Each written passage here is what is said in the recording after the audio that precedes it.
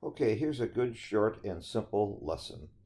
First of all, money game, how would you play a 4-1 here? I'll give you a little time to think about it. And of course, you can pause the video.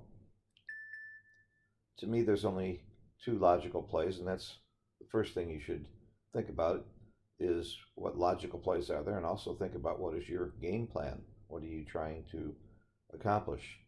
Are you racing, priming, or hitting? Those are the three major game plans, or playing a holding game, which we also consider a game plan. Um, to me, there's only two logical moves. That's hitting twice or making the 9 point. So, how do you decide which is best? The best thing you can do, and fortunately in backgammon, you're allowed to make a move and look at it. Make a move and look at it. If you hit twice, this is what it looks like. By the way, I'm using Extreme Gammon, which is unquestionably the best software in backgammon. www.extremegammon.com. And if you buy it, they'll ask you where you heard about it, from the internet, from a friend, or from Phil Simborg. Tell them you heard it from Phil. And also, I have a video, uh, 1 hour video that'll show you how to use it well. And I charge $25, and I donate the money to the U.S. Backgammon Federation Board for Kids program to ship and buy boards for kids. And we've already sent literally thousands of them. I believe it's over 1,000. I would be exaggerating to say thousands, but it's a good cause. Back to the position. This is what it looks like when you hit two. You don't like it if he rolls an ace. I don't like it if he doesn't roll an ace. I don't like having a checker there. That's the you got to look at the upside and downside of that compared to the upside and downside of the other play. Anyhow, the other play looks like this. Now you ask yourself, what are his good and bad rolls, and how will you end up afterwards, and how does this promote your cause or your overall game plan? Should you be hitting, blocking, or priming? This is a priming play, obviously, and the other play is a hitting play. So which play do you think is right? Well, now we can find out the answer very quickly. When I started playing this game, it was a matter of opinion, of asking an expert or trying to figure it out, or what Jim Pasco and many others did in the old days is play it out themselves hundreds and hundreds of times, which was pretty tedious. Now we just hit a button and we find out it's right to hit twice. And the second best play truly is the second best play. I would plus it to get a little bit more accurate reading. That's the most accurate reading you can get without doing a rollout. And you'll see that it is considerably better to hit twice. When you say considerably, it's not a blunder, but it's 4.5% is a reasonable difference. And to really be accurate, you have to roll it out.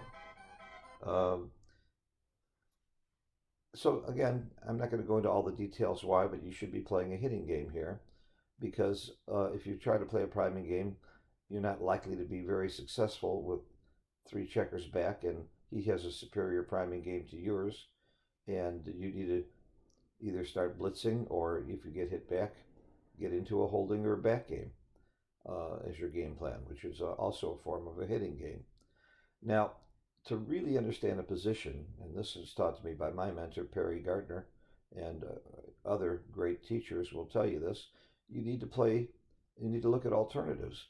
If you just take this builder away so that he has less of a priming game, so that after his next roll, there aren't that many good rolls for him, then it would be right to make the 9 point. Then hitting would be about equally wrong as it was right before. This one checker here, which gives him so many more builders to make his bar point, 4 point, 3 point, and make a good priming game, is the whole difference that switches the play for you not to play a hitting game. Another thing that might switch the play from making a hitting game is if his board were much stronger. Let's say that he had already had another point in his inner board. Again, you don't want to play a hitting game where he's got you outboarded 3 points to 1. So you look at all these factors and compare the two plays. So I think the logic of this is very simple and obvious to open level players and top level players, but I know it's not obvious to all intermediate players and certainly beginners and lower level players. How do you learn to measure and weigh these factors? How did I know that this would stop the hit? How did I know that the extra builder here would cause the hit? It's experience, it's having the right tools to compare the two plays. That's what I think we do best at the Backgammon Learning Center.